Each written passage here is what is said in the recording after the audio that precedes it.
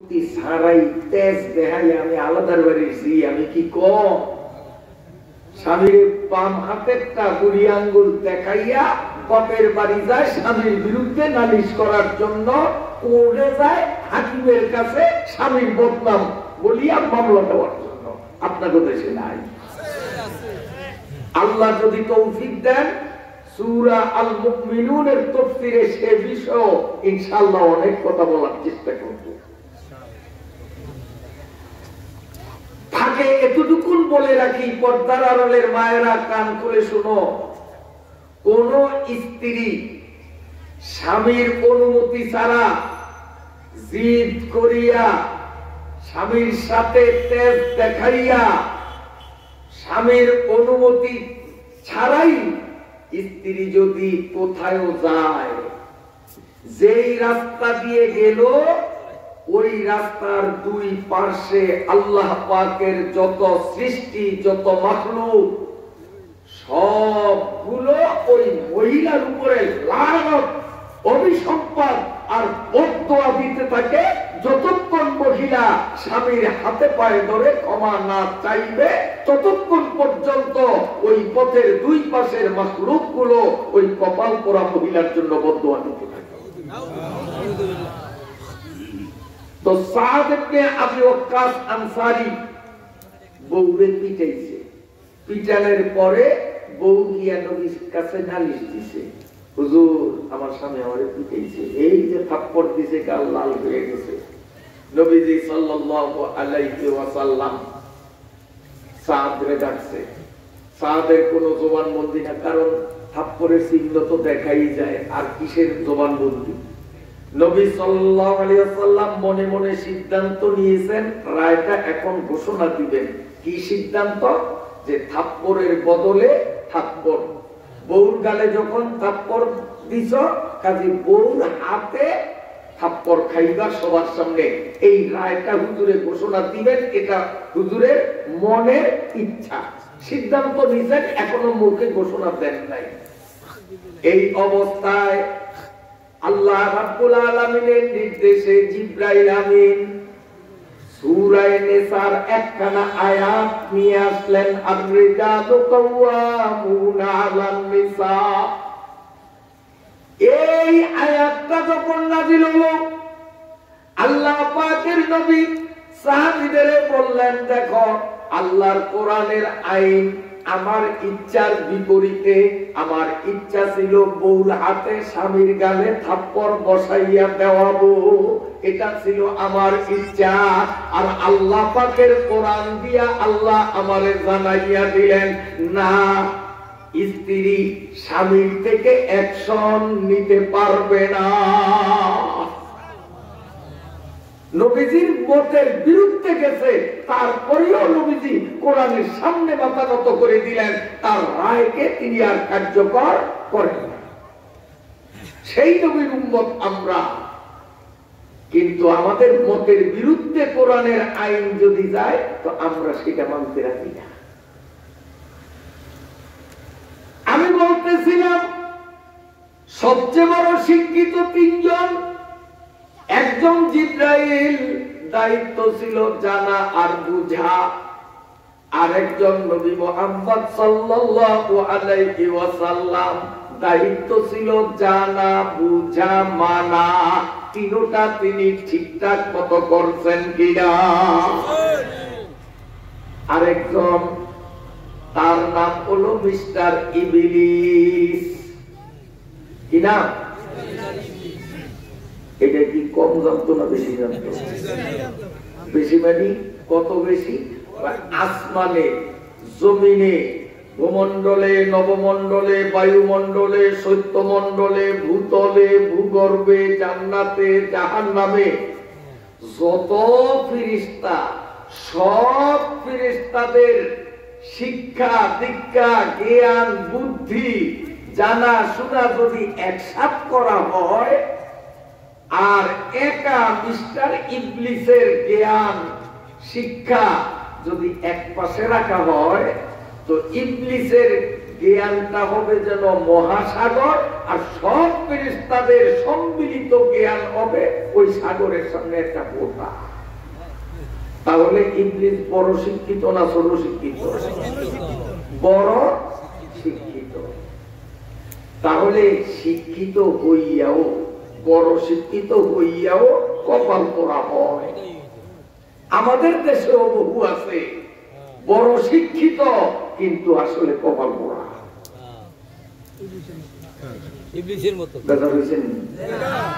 এখন ইবলিসের জানাশোনা কম না বেশি?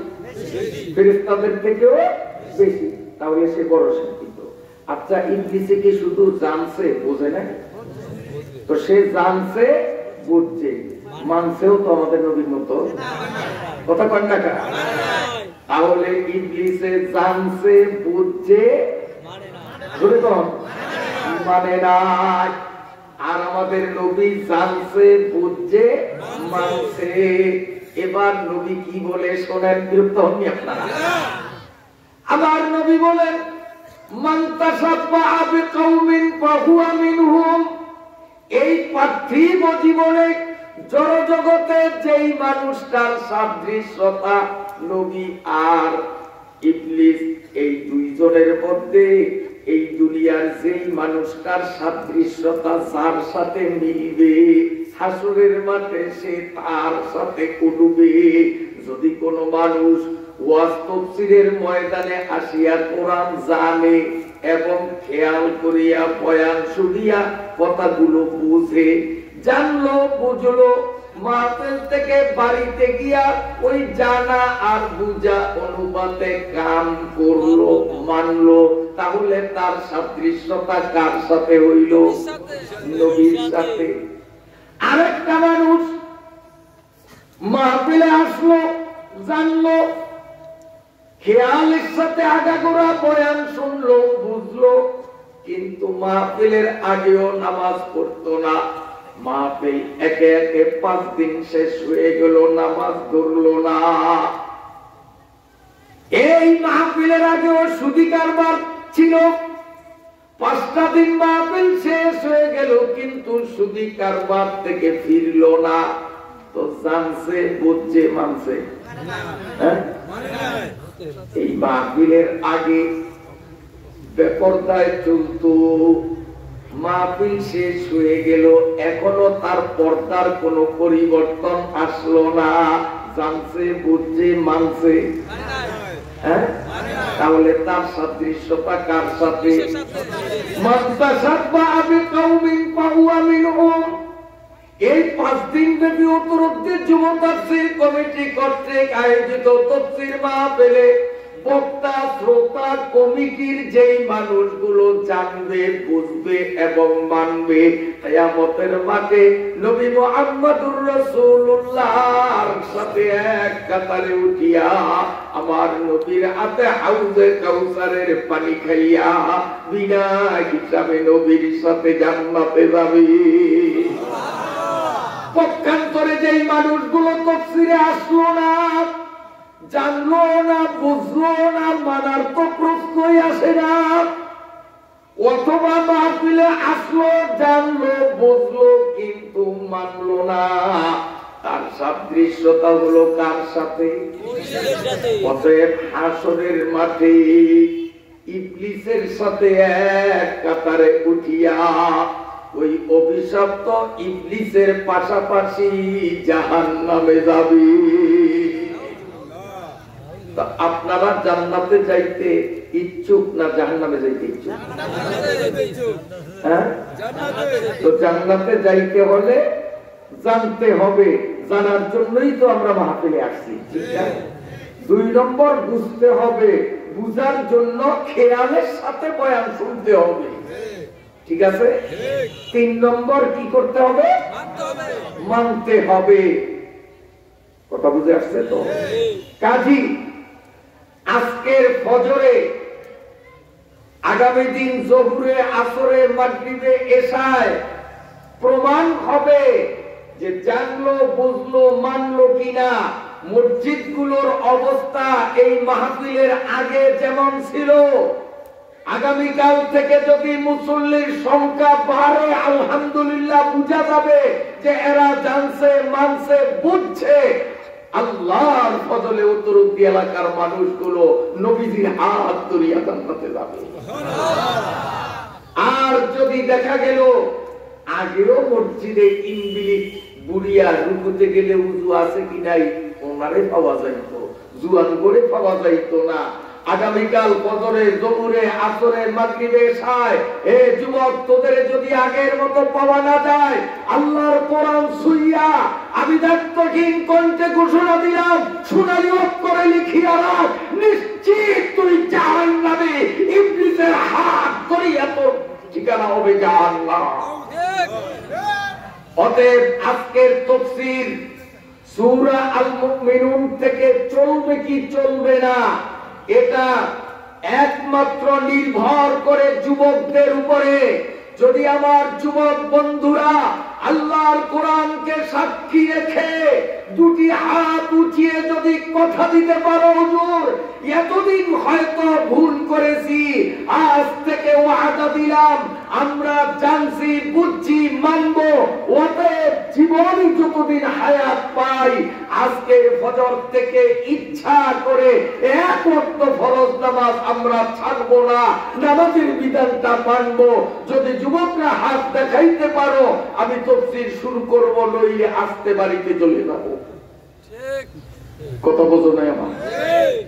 কথা বোঝো নাই যুবকরা? যদি তোমরা হাত দেখাইয়া আমার আল্লাহকে দেখাইতে পারো, কোরআন সাক্ষী যে নামাজ মরণ পর্যন্ত ইচ্ছা করে ছাড়বে না। আপদে বিপদে ভুলে চুকে হলে সেটা ভিন্ন জিনিস, আল্লাহ মাফ করবে। সুস্থ সবল দেহ মন নিয়ে ইচ্ছা করে এক ওয়াক্ত নামাজ ছাড়বে না যুবকরা, জাগো, আমার আল্লাহ তাকিয়ে আছেন ইনশাআল্লাহ।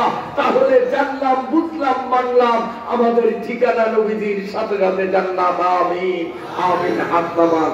তাহলে তো তাফসীর শুরু করা যায়। কি বলেন? কৃষকরা যেই জমিনে চাষ করে ধৈরাই কিন্তু বীজ বপন করে না, প্রথম একটু হাল দিয়ে জমিটাকে উলট পুলট করে মই দিয়ে ওটাকে প্রস্তুত করে এরপরে বীজ ফলাইলে আল্লাহ চাহে তো ওটা অঙ্কুরিত হইয়া চারা হয়, ফলন্ত ফুলন্ত হয়। আর যদি জমিন চাষ না দিয়েই বীজ ফলায়, বীজ পচবে না অঙ্কুরিত হয়ে চারা উঠবে? পচবে না। তা আমিও সূরা আল মুমিনুনের বীজ বপন করব, এই তাফসীরের জ্বালা বিছনাটারে এতক্ষণ একটু চাষ দিলাম, চাষ দিয়ে একটু টেস্ট কইরা দেখলাম যে জমিটা হারা হইল কিনা, নইলে চাষ আরো দেব। কিন্তু আলহামদুলিল্লাহ আমি ডাইনে বামে সামনে নজর দিলাম যে আমার জমিন হারা হয়ে গেছে, কারণ সবাই হাত উঠাইছে। হাত ওঠে নাই এমন একটা মানুষ আমার নজরে পড়ে গেছে। তাহলে কি প্রমাণ হইল যে জমিন হারা হইছে? এবার আমি রোজ যাই। কি কর ইনশাআল্লাহ? এই জওয়ানরা স্মরণ থাকবে তো? এই ওয়াদা নবী গুরুর সাথে করছো না অন্য কারোর সাথে? কার সাথে ওয়াদা করছো নামাজে? এই জোরে কবরা আমার সাথে না কমিটির সাথে? কার সাথে? সাক্ষী আছে কে? সাক্ষী আছে কোরআন। এরপরে যদি তোমরা ওয়াদা ভঙ্গ করো, নামাজ না পড়ো, আর এই অপরাধে যদি আকস্মিক আল্লাহর কোন গজব যদি তোর উপরে পড়ে, গাড়ির চাপের তলে পড়ো, অথবা কলেরায় যদি ধরে, জনম আমসায় যদি ধরে, অথবা অন্য কোন রকমের গজব যদি তোর মাথায় পড়ে, খোদার কসম আমি নবীর উপরে খেপবি না, আমারে বদদুয়া দিবি না, তোর কপাল ধরে এই বদদুয়া দিবি। মুরাদে মা নসিহত বুদ করতেন, হাওয়ালা তোমার খোদা করবে মরাতে। এই উত্তরউদ্দিন ময়দানের পাশে বিশ্বরোড দিয়া কত লক্ষ কোটিবার আমার আগমন নির্গমন হয়েছে বিভিন্ন প্রোগ্রামে। আজ 45 বছর সারা বাংলাদেশের আনাচে কানাচে ঘুরিয়া ঘুরিয়া কোরআনের কথা বলি। এই রাস্তা দিয়ে কত লক্ষ লক্ষ বার আসা যাওয়া হয়েছে, কিন্তু আপনাদের মতো ইমানদার নেককার ভালো মানুষগুলো নিয়ে এই ময়দানে বসার জীবনে সুযোগ হয় নাই। শেষ বয়সে এখন প্রায় কবরের কাছাকাছি চলে গেলাম, শেষ বয়সে আপনাদের নিয়ে বসার সুযোগ আমার আল্লাহ তখন করে দিলেন। জানি না রে বাবা, আগামী দিন দুনিয়ায় আমি থাকি না তুমি থাকো, আমি কবরে যাই না তুমি কবরে যাও, বলা যায় না। শেষ কথা তোমাদের বলিয়া গেলাম, জীবনের শেষ মুহূর্তে আল্লাহ যখন সুযোগ করিয়াই দিলেন, ওয়াদা কিন্তু আল্লাহর সাথে করেছি। অতএব নামাজ নামাজ নামাজ সব বরবাদ হইতে পারে, আমার নামাজ বরবাদ হবে না। আমার নবী যেদিন দুনিয়ার থেকে বিদায় নেন, ইন্তিকালের আগে আমার নবীর মুখ থেকে একটা শব্দই বারবার উচ্চারিত হয়েছিল। এরপরে নবীজি ইন্তিকাল করলেন, সেই শব্দটা হলো আসসালাত আসসালাত আসসালাত আসসালাত। সালাত অর্থ কি? নামাজ। নামাজ নামাজ নামাজ নামাজ বলতে বলতে আমার নবী ইন্তেকাল করলেন। ওই নবীর উম্মতরা নামাজে যথেষ্ট শিথিল। আল্লাহ আল্লাহ। আমি আপনাদের সামনে কোন সূরা তিলাওয়াত করছি মনে আছে তো আপনাদের? সূরা আল মুমিনুন, আয়াত সংখ্যা 100।